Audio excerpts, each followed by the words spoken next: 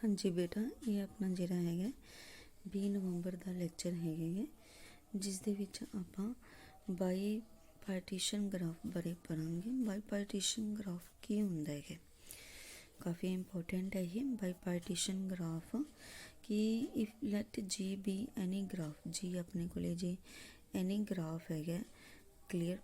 If vertex set V, ठीक है, vertex अपने को V can be partitioned into two disjoint subsets, ठीक है। वर्सेस नूं आपां की करना है, दो disjoint subsets A and B ਦੇ ਵਿੱਚ ਡਿਵਾਈਡ ਕਰਾਂਗੇ। ਮੀਨਸ ਵਰਸਸ ਆਪਣੇ ਕੋਲੇ ਜਿਵੇਂ ਆਹ ਵਾਲੀ ਡਾਇਗਰਾਮ ਦੇ ਵਿੱਚ 5 ਵਰਟੈਕਸ ਹੈ, ਆਪਾਂ ਇਹਨੂੰ ਕੀ ਕਰਾਂਗੇ 5 ਵਰਟੈਕਸ ਦੇ ਦੋ ਸਬਸੈਟ ਬਣਾ ਲਾਂਗੇ, ਦੋ ਸੈੱਟ ਬਣਾਵਾਂਗੇ। Clear, that is the subset of V. ਦੋਨੇ ਕੀ ਹੋਣਗੇ ਵੀ ਦੇ ਸਬਸੈਟ ਹੋਣਗੇ ਤੇ ਦੋਨਾਂ 'ਚ ਅਲੱਗ-ਅਲੱਗ ਜਿਹੜੇ ਆਪਾਂ ਵਰਟਿਸਿਸ ਲਵਾਂਗੇ। Can be partitioned into two disjoint. Disjoint ਦਾ ਮਤਲਬ ਦੋਨਾਂ 'ਚ ਕੋਈ ਵੀ ਕਾਮਨ ਨਹੀਂ ਹੋਏਗਾ। ਵਰਟੈਕਸ ਦੋਨਾਂ 'ਚ ਹੀ ਅਲੱਗ-ਅਲੱਗ ਆਪਣੇ ਕੋਲੇ ਕੀ ਹੋਣਗੇ ਵਰਟਿਸਿਸ ਹੋਣਗੇ, ਪਰ these R the subsets of ਵੀ ਸੱਚ ਦੈਟ ਐਵਰੀ ਐਜ ਇਨ ਜੀ। ਗ੍ਰਾਫ ਦੇ ਵਿੱਚ ਹਰੇਕ edge joins a vertex in A with a vertex in B. ਕਿਸ ਤਰ੍ਹਾਂ ਦਾ ਗ੍ਰਾਫ ਬਣੇਗਾ ਕਿ ਆਪਾਂ ਕੀ ਕਰਨਾ ਹੈਗਾ, ਇਸ ਤਰ੍ਹਾਂ ਐਜਸ ਬਣਾਉਣੀ ਹੈ ਜਿਹਦੇ ਵਿੱਚ ਹਰੇਕ ਮੀਨਸ ਐਜ ਹੈ ਜਿਹੜੀ ਉਹਦਾ ਇੱਕ ਪੁਆਇੰਟ ਏ ਦੇ ਵਿੱਚ ਹੋਏਗਾ, ਇੱਕ ਵਰਟੈਕਸ ਏ ਦਾ ਹੋਏਗਾ ਤੇ ਦੂਜਾ ਵਰਟੈਕਸ ਬੀ ਦਾ ਹੋਏਗਾ। Joins a vertex in A with a vertex in B. Clear, the graph is said to be bipartition graph ਆਪਾਂ ਕਹਾਂਗੇ। ਹੁਣ ਇਹਨੂੰ ਡਾਇਗਰਾਮ ਦੇ ਥਰੂ ਸਮਝੋ ਕਿ ਜੇ ਆਪਣੇ ਕੋਲੇ ਦੇਖੋ ਵਰਟੈਕਸ ਸੈੱਟ ਆਪਣੇ ਕੋਲੇ ਕੀ ਹੈਗਾ A B C D E. Clear, ਇਹ ਟੋਟਲ ਆਪਣੇ ਕੋਲੇ ਕੀ ਹੈ ਵਰਟੈਕਸ ਸੈੱਟ ਹੈ। ਇਹਦੇ ਆਪਾਂ ਕੀ ਕਰਾਂਗੇ ਦੋ ਸੈੱਟ ਬਣਾ ਲਵਾਂਗੇ। ਦੋ ਸੈੱਟ ਬਣਾਏ ਆਪਾਂ ਨੇ। ਫਸਟ ਸੈੱਟ ਦੇ ਏ ਦੇ ਵਿੱਚ ਆਪਾਂ ਨੇ ਲੱਤਾ ਏ ਬੀ ਸੀ ਤੇ ਸੈਕਿੰਡ ਆਪਾਂ ਨੇ ਲੱਤਾ ਬੀ ਜਿਹਦੇ ਵਿੱਚ ਆਪਣੇ ਕੋਲੇ ਵਰਟੈਕਸ ਹੈਗੇ ਡੀ ਤੇ ਈ। ਦੋ ਡਿਸਜॉइंट सबसेट्स ਬਣਾਉਣੇ ਹੈ, ਦੋਨਾਂ 'ਚ ਕੋਈ ਵੀ ਵਰਟੈਕਸ ਕਾਮਨ ਨਹੀਂ ਹੋਏਗਾ ਬਟ ਦੋਨੋਂ ਕੀ ਹੈ ਵੀ ਦੇ ਸਬਸੈਟ ਹੈ। ਤਾਂ ਉਸ ਤੋਂ ਬਾਅਦ ਹੁਣ ਆਪਾਂ ਨੇ ਐਜਸ ਕਿਸ ਤਰ੍ਹਾਂ ਡਰਾ ਕਰਨੀ ਹੈ। ਐਜਸ ਇਸ ਤਰ੍ਹਾਂ ਡਰਾ ਕਰਨੀ ਹੈ, ਹੁਣ ਦੇਖੋ A B C A set ਦੇ ਵਰਟੈਕਸ ਹੈ, ਡੀ ਤੇ ਈ ਬੀ ਸੈੱਟ ਦੇ ਵਰਟੈਕਸ ਹੈ। ਐਜਸ ਇਸ ਤਰ੍ਹਾਂ ਡਰਾ ਕਰਨੀ ਹੈ ਕਿ ਇੱਕ ਐਜ ਦਾ ਇੱਕ ਐਂਡ ਹੈ ਜਿਹੜਾ ਉਹ ਸੈੱਟ ਏ 'ਚ ਹੋਵੇ ਤੇ ਦੂਜਾ ਐਂਡ ਸੈੱਟ ਬੀ 'ਚ ਹੋਵੇ। ਹੁਣ ਜਿਵੇਂ ਆ ਵੇਖੋ ਏ ਤੋਂ ਆਪਾਂ ਡੀ ਤੱਕ ਲੈ ਕੇ ਗਏ, ਠੀਕ ਹੈ। ਆਪਣੇ ਕੋਲ ਜਿਹੜੀ ਆਹ ਐਜ ਹੈ ਇਹਦਾ ਇੱਕ ਐਂਡ ਸੈੱਟ ਏ 'ਚ ਹੈ, ਦੂਜਾ ਐਂਡ ਸੈੱਟ ਬੀ 'ਚ ਹੈ। ਉਸ ਵਾਰ ਡੀ ਤੋਂ ਸੀ ਤੱਕ ਲੈ ਕੇ ਗਏ। ਕਲੀਅਰ, ਜਿਹਦਾ ਇੱਕ ਐਂਡ ਬੀ 'ਚ ਹੈ ਤੇ ਦੂਜਾ ਏ ਦੇ ਵਿੱਚ ਹੈ। ਸਿਮਿਲਰਲੀ ਬੀ ਤੇ ਈ ਨੂੰ ਜੁਆਇਨ ਕਰ ਦਿੱਤਾ, ਬੀ ਏ ਦੇ ਵਿੱਚ ਹੈ ਈ ਬੀ ਦੇ ਵਿੱਚ ਹੈ ਆਪਣੇ ਕੋਲੇ। ਕਲੀਅਰ, ਜਾਂ ਆਪਾਂ ਬੀ ਤੇ ਡੀ ਨੂੰ ਵੀ ਜੁਆਇਨ ਕਰ ਸਕਦੇ ਸੀਗੇ। ਕਲੀਅਰ, ਜਾਂ ਸੀ ਤੇ ਈ ਨੂੰ ਵੀ ਜੁਆਇਨ ਕਰ ਸਕਦੇ ਸੀਗੇ। ਇਸ ਤਰ੍ਹਾਂ ਮੀਨਸ ਤੁਸੀਂ ਕੀ ਕਰਨਾ ਹੈ, ਐਜਸ ਇਸ ਤਰ੍ਹਾਂ ਬਣਾਉਣੀ ਹੈ ਕਿ ਇੱਕ ਜਿਹੜਾ ਹੈਗਾ ਵਰਟੈਕਸ ਉਹ ਸੈੱਟ ਏ ਦਾ ਹੋਵੇ ਤੇ ਦੂਜਾ ਵਰਟੈਕਸ ਜਿਹੜਾ ਉਹ ਸੈੱਟ ਬੀ ਦਾ ਹੋਵੇ। ਕਲੀਅਰ, ਹਰ ਐਜ ਇਸ ਤਰ੍ਹਾਂ ਬਣੇਗੀ। ਇਹਨੂੰ ਆਪਾਂ ਕੀ ਕਹਿੰਦੇ ਆ ਬਾਈ ਪਾਰਟੀਸ਼ਨ ਗ੍ਰਾਫ ਕਿਹਾ ਜਾਂਦਾ ਹੈ। ਉਸ ਤੋਂ ਬਾਅਦ ਆ ਜਾਂਦਾ complete bipartition graph. Complete bipartition graph ਕੀ ਹੁੰਦਾ ਹੈ, ਇਸ ਸੈਟ ਟੂ ਬੀ ਕਿਸੇ ਵੀ ਬਾਈ ਪਾਰਟੀਸ਼ਨ ਗ੍ਰਾਫ ਨੂੰ ਆਪਾਂ ਕੰਪਲੀਟ ਕਹਾਂਗੇ if every vertex in A is join to every vertex in B. ਜੇ ਸੈੱਟ ਏ ਦੇ ਸਾਰੇ ਵਰਟੈਕਸ ਸੈੱਟ ਬੀ ਦੇ ਸਾਰੇ ਵਰਟਿਸਿਸ ਦੇ ਨਾਲ ਜੁਆਇਨ ਹੁੰਦੇ। ਜੁਆਇਨ ਦਾ ਮਤਲਬ ਐਜ ਬਣਾਉਂਦੇ ਹੈ। It is denoted by K M N. ਇਹਨੂੰ ਆਪਾਂ ਕੇ ਐਮ ਐਨ ਨਾਲ ਡਿਨੋਟ ਕਰਦੇ ਹਾਂ। ਐਮ ਐਨ ਦਾ ਮਤਲਬ ਕੀ ਹੈ, ਨੰਬਰ ਆਫ ਵਰਟਿਸਿਸ ਇਨ ਸੈੱਟ ਏ, ਠੀਕ ਹੈ।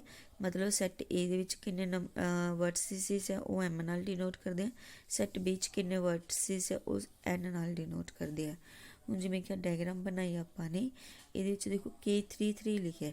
K33 ਦਾ ਮਤਲਬ ਕੀ ਹੈ, ਸੈੱਟ ਏ 'ਚ ਵੀ 3 ਵਰਟਿਸਿਸ ਹੈ, ਸੈੱਟ ਬੀ 'ਚ ਵੀ 3 ਵਰਟੈਕਸ ਹੈ।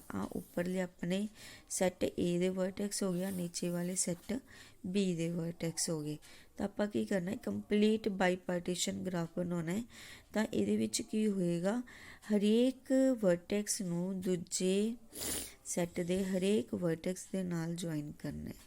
ਫਿਰ ਆਪਣੇ ਕੋਲੇ ਕੰਪਲੀਟ ਬਾਈ ਪਾਰਟੀਸ਼ਨ ਗ੍ਰਾਫ ਜਿਹੜਾ ਹੈਗਾ ਉਹ ਬਣੇਗਾ। ਜੇ ਆਪਾਂ ਚੈੱਕ ਕਰਾਂਗੇ, ਹਰੇਕ ਵਰਟੈਕਸ ਨੂੰ ਦੂਜੇ ਗ੍ਰਾਫ ਦੇ, ਆਪਦੇ ਨਹੀਂ, ਆਪਦੇ ਮਤਲਬ ਸੈੱਟ ਦੇ ਵਰਟੈਕਸ ਨਾਲ ਨਹੀਂ ਜੁਆਇਨ ਕਰਨਾ, ਦੂਜੇ ਸੈੱਟ ਦੇ ਵਰਟੈਕਸ ਨਾਲ ਜੁਆਇਨ ਕਰਨਾ ਹੈ। ਕਲੀਅਰ ਬੇਟਾ, that is the complete bipartition graph. ਉਸ ਤੋਂ ਬਾਅਦ ਆਪਣੇ ਕੋਲੇ ਸਟਾਰਟ ਹੋ ਜਾਂਦੇ ਹੈ ਪਲੈਨਰ ਗ੍ਰਾਫਸ। ਇਹ ਵੀ ਕਾਫੀ ਇੰਪੋਰਟੈਂਟ ਹੈ ਕਿ ਪਲੇਨਰ ਗ੍ਰਾਫਸ ਕੀ ਹੁੰਦੇ ਆ। ਸਭ ਤੋਂ ਪਹਿਲਾਂ planar graph is a graph drawn in the plane. ਠੀਕ ਹੈ, ਪਲੇਨਰ ਗ੍ਰਾਫ ਹੈ, ਪਲੇਨ ਦੇ ਵਿੱਚ ਇਹਨੂੰ ਡਰਾ ਕੀਤਾ ਜਾਂਦਾ ਹੈ in such a way that no two edges intersect each other. ਇਸ ਤਰ੍ਹਾਂ ਡਰਾ ਕੀਤਾ ਜਾਂਦਾ ਹੈ ਕਿ ਦੋ ਐਡਜਸ ਜਿਹੜੀਆਂ ਹੈਗੀਆਂ ਉਹ ਇੱਕ ਦੂਜੇ ਨੂੰ ਇੰਟਰਸੈਕਟ ਨਹੀਂ ਕਰ ਰਹੀਆਂ, ਜਾਂ ਆਪਾਂ ਕਹੀਏ ਜਿਵੇਂ ਇੱਦਾਂ ਕ੍ਰੋਸ ਨਹੀਂ ਕਰ ਰਹੀਆਂ ਹੈਗੀਆਂ। Clear, that is the planar graph. A planar graph is a graph which is isomorphic to a plane graph, that is it can be redrawn as a plane graph. ਇਹਦੇ ਵਿੱਚ ਕੀ ਆਪਾਂ ਇਹਨੂੰ ਰੀਡਰਾ ਵੀ ਕਰ ਸਕਦੇ ਹੈਗੇ। ਇਹ graph which is not planar graph, ਉਹਨੂੰ ਆਪਾਂ ਨੋਨ ਪਲੇਨਰ ਗ੍ਰਾਫ ਕਹਿੰਦੇ ਹੈਗੇ। ਕਲੀਅਰ ਬੇਟਾ, ਸਮਝ ਆ ਗਿਆ। ਪਲੇਨਰ ਗ੍ਰਾਫ ਦੀ ਡੈਫੀਨੇਸ਼ਨ ਸਭ ਤੋਂ ਪਹਿਲਾਂ ਸਮਝਣੀ ਹੈ ਕਿ ਇੱਕ ਅਜਿਹਾ ਗ੍ਰਾਫ ਜਿਹਦੇ ਵਿੱਚ ਕੋਈ ਵੀ ਦੋ ਐਜਸ ਇੱਕ ਦੂਜੇ ਨੂੰ ਇੰਟਰਸੈਕਟ ਜਾਂ ਕ੍ਰੋਸ ਨਹੀਂ ਕਰਦੇ, ਉਹਨੂੰ ਆਪਾਂ ਕੀ ਕਹਿੰਦੇ ਹਾਂ, ਪਲੇਨਰ ਗ੍ਰਾਫ ਕਹਿੰਦੇ ਹਾਂ। ਮੇਨ ਇਹੀ ਗੱਲ ਹੈ। ਦਾ ਕੰਪਲੀਟ ਗ੍ਰਾਫ ਵਿਦ 4 ਵਰਟਿਸਿਸ। ਹੁਣ ਦੇਖੋ ਆਦੇ ਵਿੱਚ ਆਪਾਂ ਨੂੰ 4 ਵਰਟੈਕਸ ਦਿੱਤੇ ਹੋਏ ਹੈ। Is usually drawn with the crossing line ਦੇ ਨਾਲ ਆਪਾਂ ਨੋਰਮਲੀ ਇਹਨੂੰ ਜੁਆਇਨ ਕਰਦੇ ਜਦੋਂ ਕੰਪਲੀਟ ਗ੍ਰਾਫ ਬਣਾਉਣੇ ਹੈਗੇ, ਹੈ ਨਾ। ਜਦੋਂ ਇੱਕ ਕੰਪਲੀਟ ਗ੍ਰਾਫ ਆਪਾਂ ਪਿੱਛੇ ਕੀਤਾ ਸੀਗਾ, ਆ ਸੈੱਟ ਏ ਹੈ, ਸੈੱਟ ਬੀ ਹੈ, ਜਾਂ ਕੰਪਲੀਟ ਗ੍ਰਾਫ ਦਾ ਮਤਲਬ ਕੀ ਹੁੰਦਾ ਹੈ ਕਿ ਹਰੇਕ ਦੂਜੇ ਵਰਟੈਕਸ ਨਾਲ ਕੀ ਹੈ ਆਪਾਂ ਨੇ ਐਜਸ ਡਰਾ ਕਰਨੀ ਹੈ। But it can also be drawn with non crossing edges. ਇੱਥੇ ਤਾਂ ਆਪਾਂ ਕ੍ਰੋਸ ਕੀਤਾ ਲਾਈਨਸ ਨੂੰ, ਇਹਨੂੰ ਆਪਾਂ ਨੋਨ ਕ੍ਰੋਸਿੰਗ ਐਜਸ ਦੇ ਥਰੂ ਕਿਵੇਂ ਡਰਾ ਕਰਾਂਗੇ, ਇਸ ਤਰ੍ਹਾਂ ਬਾਹਰ ਦੀ ਤਰਫ ਆਪਾਂ ਡਰਾ ਕਰਾਂਗੇ। ਕਲੀਅਰ, ਤਾਂ ਆਪਣੇ ਕੋਲੇ ਕੀ ਹੈ, ਪਲੇਨਰ ਗ੍ਰਾਫ ਬਣੇਗਾ। ਦੇਖੋ ਜਿਹੜਾ ਆਹ ਸੈਕਿੰਡ ਹੈ, this is the planar graph. ਇਹ ਪਲੇਨਰ ਗ੍ਰਾਫ ਹੈ। ਇਹ ਵਾਲਾ ਫਸਟ ਦੇ ਏ ਵਿੱਚ ਜਿਹੜਾ ਹੈਗਾ ਸੀ ਫਿਗਰ, ਇਹ ਆਪਣੇ ਕੋਲੇ ਜਿਹੜਾ ਹੈਗਾ ਨਹੀਂ ਹੈਗਾ ਗਾ। A complete graph of 5 vertices is non planar. ਠੀਕ ਹੈ, ਇੱਕ ਜਿਹੜਾ 5 ਵਰਟਿਸ, ਦੇਖੋ 4 ਵਾਲਾ ਤਾਂ ਆਪਾਂ ਬਣਾ ਦਿੱਤਾ, ਪਰ 5 ਵਰਟਿਸਿਸ ਵਾਲਾ ਜਿਹੜਾ ਗ੍ਰਾਫ ਹੁੰਦਾ ਹੈਗਾ ਉਹ ਨੋਨ ਪਲੇਨਰ ਹੀ ਹੁੰਦਾ ਹੈ, ਕਿਉਂਕਿ ਉਹਨੂੰ ਆਪਾਂ ਕਿਸੇ ਵੀ ਤਰੀਕੇ ਨਾਲ ਆਪਾਂ ਜਿਹੜੀਆਂ ਹੈਗੀਆਂ ਲਾਈਨਸ ਨਹੀਂ ਜੁਆਇਨ ਕਰ ਸਕਦੇ ਹੈਗੇ, ਜਾਂ ਇੱਦਾਂ ਵੀ ਜੇ ਆਪਾਂ ਕਰਦੇ ਹਾਂ ਤਾਂ ਫਿਰ ਵੀ ਕੋਈ ਨਾ ਕੋਈ ਲਾਈਨ ਅਜਿਹੀ ਜ਼ਰੂਰ ਹੋਏਗੀ। ਜੇ ਆਪਾਂ ਦੇਖੋ ਜਿਵੇਂ V2 ਅਤੇ V4 ਨੂੰ ਜੁਆਇਨ ਕਰਨਾ ਹੈ, ਜਾਂ ਤਾਂ ਸਿੱਧਾ ਇਹਨਾਂ ਨੂੰ ਜੁਆਇਨ ਕਰਾਂਗੇ, ਜੇ ਇੱਧਰ ਦੀ ਘੁਮਾ ਕੇ ਕਰਾਂਗੇ ਤਾਂ ਵੀ ਇਹ ਇਹਨਾਂ ਨੂੰ ਇੰਟਰਸੈਕਟ ਕਰਨਗੀਆਂ, ਜੇ ਆਪਾਂ ਇੱਧਰ ਦੀ ਘੁਮਾ ਕੇ ਲਿਆਵਾਂਗੇ ਤਾਂ ਵੀ ਇੰਟਰਸੈਕਟ ਮੀਨਸ ਇਹ ਕਿਤੇ ਨਾ ਕਿਤੇ ਜ਼ਰੂਰ ਇੰਟਰਸੈਕਟ ਕਰਨਗੇ। ਦੇਖੋ this is not the planar graph.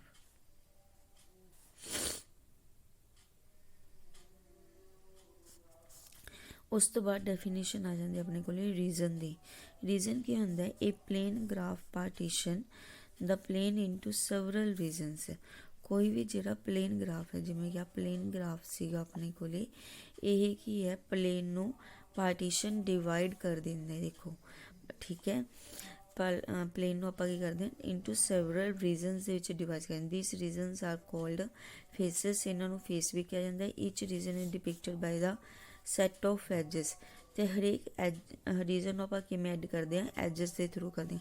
ਹੁਣ ਦੇਖੋ ਬੇਟੇ, ਇਹ ਆਪਣੇ ਕੋਲ ਕਿ ਜਿਵੇਂ ਪਲੇਨ ਗ੍ਰਾਫ ਹੈਗਾ, ਪਲੇਨ ਗ੍ਰਾਫ ਜਿਹੜਾ ਹੁੰਦਾ ਹੈਗਾ ਇਸ ਤਰ੍ਹਾਂ ਕੀ ਹੁੰਦਾ, ਉਹਦੇ 'ਚ ਜਿਹੜਾ ਆਹ ਹੁੰਦਾ, ਜਿਹੜਾ ਐਜਸ ਤੋਂ ਕੀ ਹੁੰਦਾ ਹੈਗਾ ਡਿਫਰੈਂਟ ਹੋ ਰਿਹਾ ਹੈਗਾ, ਜਿਵੇਂ ਆਹ ਵਾਲੀ ਐਜਸ ਤੋਂ ਆਪਾਂ ਨੇ ਡਿਫਰੈਂਟ ਕੀਤਾ ਤਾਂ ਦਿਸ ਇਜ਼ ਦਾ 1 ਰੀਜ਼ਨ। ਜਦੋਂ ਇੱਧਰੋਂ ਆਪਾਂ ਇਹਨੂੰ ਕੀਤਾ, this is the 2nd reason. Clear, ਆਹ ਵਾਲੀ ਐਜ ਅਤੇ ਆਹ ਵਾਲੀਆਂ ਐਜਸ ਮਿਲ ਕੇ ਗਿਆ ਅਲੱਗ ਇੱਕ ਰੀਜ਼ਨ ਬਣਾ ਰਹੀਆਂ। ਇਸ ਤਰ੍ਹਾਂ ਹੀ ਕਿ ਆਪਾਂ ਨੇ ਰੀਜ਼ਨ ਬਣਿਆ ਨੂੰ ਫੇਸ ਵੀ ਕਿਹਾ ਜਾਂਦਾ ਹੈਗਾ। ਸਾਈਕਲ ਕੀ ਹੁੰਦਾ ਹੈ, ਇੱਕ ਰੀਜ਼ਨ ਦੀਆਂ ਜਿਹੜੀਆਂ ਬਾਉਂਡਰੀ ਲਾਈਨਸ ਹੁੰਦੀਆਂ, ਜਿਵੇਂ ਕਿ ਆਹ ਰੀਜ਼ਨ ਆਪਣੇ ਕੋਲੇ, ਠੀਕ ਹੈ 1, ਇਹਦੇ ਜਿਹੜੀਆਂ ਬਾਉਂਡਰੀ ਲਾਈਨਸ ਹੁੰਦੀਆਂ ਇਹਨੂੰ ਆਪਾਂ ਕੀ ਕਹਿ ਦਿੰਦੇ ਹੈਗੇ, ਸਾਈਕਲ ਕਹਿ ਦਿੰਦੇ ਹੈਗੇ। Clear, the boundary of the region R of a graph G is cycle if the boundary of R contains no cut edge। ਕੱਟ ਐਜ ਨਹੀਂ ਹੋਣੀ ਚਾਹੀਦੀ, ਉਹ ਤਾਂ ਪਲੇਨ ਗ੍ਰਾਫ 'ਚ ਵੈਸੇ ਹੀ ਨਹੀਂ ਹੁੰਦੀ ਗੀ ਆਪਣੇ ਕੋਲੇ। ठीक है, कट एज नहीं होनी चाहिए। That is contain no edge such that on removing any edge in R. उस तो बाद आ जाता डिग्री ऑफ फेस। हरेक रीजन की डिग्री जो आपने पता करनी है, इफ जी ग्राफ है एंड जी ਉਹਦਾ स्मॉल जी ਉਹਦਾ फेस है, then the number of edges in the boundary of G with cut edges counting twice is defined as a degree of face G। Clear. ਤਾਂ ਕਿਸੇ ਵੀ graph ਦੇ ਵਿੱਚ ਦੇਖੋ ਜਿਹੜੀ ਡਿਗਰੀ ਆਫ ਫੇਸ ਉਹ ਕਿਸੇ ਵੀ ਗ੍ਰਾਫ 'ਚ ਬਣ ਸਕਦੀ ਹੈ, ਠੀਕ ਹੈ। ਤੇ ਜੀ ਆਪਣੇ ਕੋਲੇ ਗ੍ਰਾਫ ਹੈ, ਸਮੋਲ ਜੀ ਉਹਦਾ ਫੇਸ ਹੈ, ਤਾਂ ਉਹਦੇ ਵਿੱਚ ਕੀ ਹੋਏਗਾ ਕਿ ਇੱਕ ਰੀਜ਼ਨ ਦੇ ਨਾਲ, ठीक है, एक रीजन है जो फेस है अपने को, मतलब वो किन्नियां एजिस अपने अंदर लै रहा है। जिमें ये देखो 1 2 3 3 एजिस लै रहा है, तो वो डिग्री की हो जाएगी 3 हो जाएगी। जे अपने को बाई चांस कोई कट एज आ भी जाती हैगी, तो उन्होंने की करांगे डिग्री दे विच आपां 2 बारी काउंट करांगे। इस चीज़ का ध्यान रखना है, cut edge counting twice in degree. उस वक्त कट एज होंगी है, cut edge in a graph is an edge whose removal results and a disconnected graph बना देंगे जो आप कट एज में रिमूव कर देंगे है। उस तो बाद की है बेटा आपने को की है जिमें डायग्राम बनिया आ रीजनस बने हुए देखो R1 इस आ बाउंड्री लाइनस बनिया हुई हैं ABBD तो AD की ये बाउंड्री लाइनस है। क्लीयर। ए वाली रीजन हो गया, R2 हो गया, R3 रीजन हो गया। देखो ये ध्यान रखना EF की अपने को कट एज है। क्लीयर। EF कट एज है, पर ये किसी भी दूसरी लाइन को कट नहीं कर रही है ये, क्योंकि ये बिच आ रही है। क्लीयर। तो इनू आप कहने कट एज कहने है। ओके, दिस इज डिग्रीज लिखी हुई हैं। देखो R1 रीजन अपने को इन्हें किन्नियां एजिस है 3, तो 3 डिग्री की। R2 दे विच भी अपने को 3 एजिस है 3 डिग्री आ गई।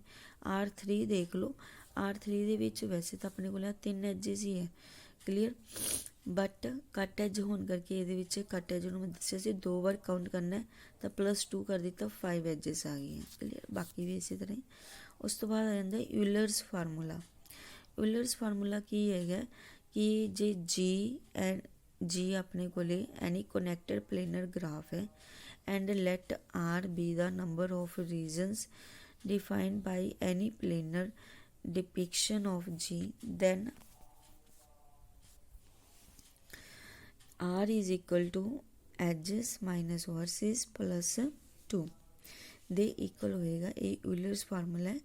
क्लीयर। इनू तुसी याद रखना है कि जी अपने को की है कोई भी वर्टेक्स सैट है, R उन्होंने दे रीजनस है, एजिस अपन पता, वर्सिस पता है, रीजन कड्डन का ए। This is a Euler formula. R is equal to E modulo यानी कि number of edges minus V modulo number of vertices plus 2, तो अपने को नंबर ऑफ रीजनस की वैल्यू आ जाएगी। क्लीयर।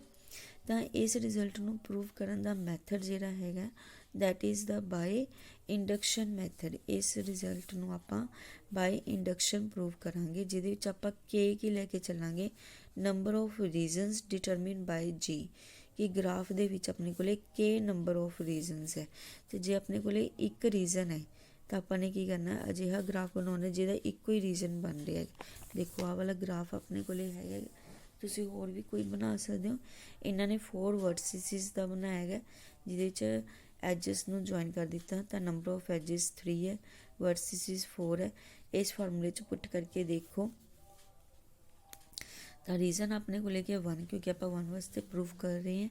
ई की वैल्यू हैगी है 3, वी की वैल्यू 4 पुट की अपने, तो 3 माइनस 4 अपने को -1 प्लस 2 इज इक्वल टू 1 आ जाएगा, तो वैल्यू 1 इज इक्वल टू 1 हो जाएगी। तो means this is the result hold for के इक्वल टू 1 वास्ते रिजल्ट ट्रू है। इंडक्शन मैथड तुसी बेटा पीछे किया हुआ है। उसी तरह ही फिर आप सपोज कर लाँगे रिजल्ट इज़ ट्रू फॉर के ग्रेटर दैन इक्वल टू 1 वास्ते कि ट्रू है, तो आपने की किया k+1 लता गा जी अजिहा कनैक्टेड प्लेन ग्राफ लता जिस कि k+1 रीजनस है।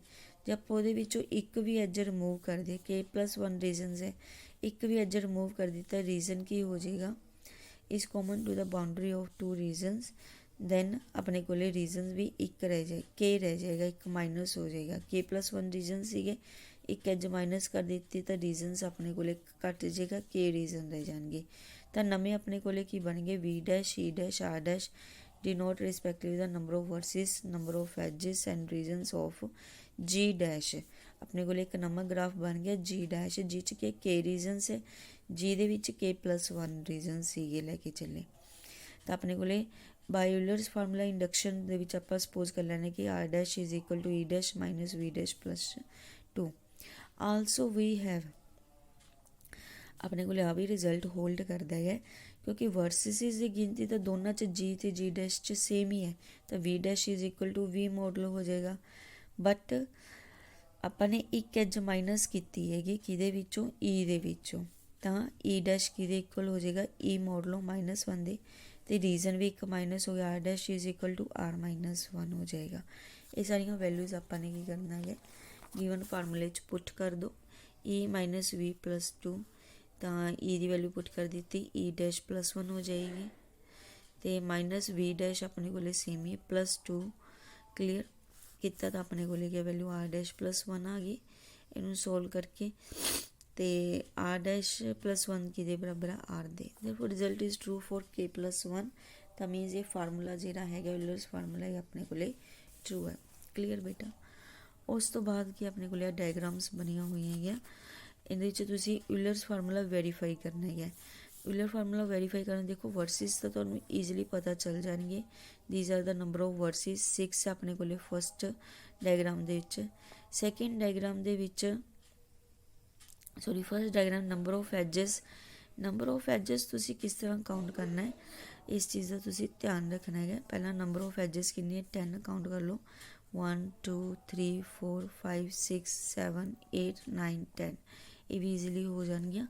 रीजनस तुसीं ध्यान नाल देखना, देखो वर्सिस इस नूं जॉइन करना है, तो देखो वर्स इनू तुसीं इस तरह नहीं काउंट कर लेना, वर्सिस तुसीं वर्टेक्स तो वर्टेक्स तक करना है। ए एफ सी एक रीजन हो जाएगा, B F C second region, A F B third region, A B C fourth region, A F E fifth region, तो E D C F is the sixth region. अपने को इस तरह 6 reasons जिहड़े बनणगे। उस तो बाद सिंपल है, वैल्यूज़ तुसीं फार्मूले च पुट कर दो, इक्वल आ जाए। सिमिलरली ये विच बेटा ध्यान रखना कि तुसीं रीजनस किस तरह काउंट करनी है। ओके, ये अगली एग्जाम्पल है, कर लियो तुसीं बेटा। ठीक है, ये सारिया एग्जाम्पल कर लो। नैक्सट आपां कलरिंग अगले लैक्चर च करने। थैंक यू बेटा।